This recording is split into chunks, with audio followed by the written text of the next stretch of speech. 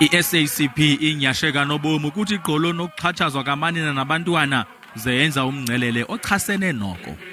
Kaloku lo mbutho ukhumbula amashumi amane eminyaka susela okho kwathi kwanduluka emhlabeni iqala lenkululeko uRuth First wabulawa ngurhulumente we-apartheid ngo-August ka-1982 eselubhacweni eMaputo kwelaseMozambique. Ngoku i-SACP ithi kuyaxhalabisa ukusebenzisa inkqubo yobukhapitali kweli lizwe. We cannot have a country where other people die of hunger while other people are dying of overeating.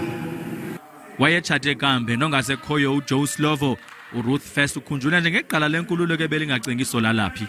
One, to end all forms of gender-based discrimination, violence and killing, and to end gender inequality, the unequal power relation between men and women, to strengthen community safety.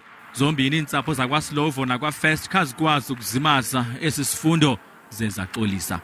Uphosiwe kambe umcelimngeni kulamalungu eSACP okokuba mawaqinisekise ngelithi ukunyakatheliswa kwabanina nabantwana into ezolo eMzantsi Afrika zakubekho inkqubela noko kweli lizwe.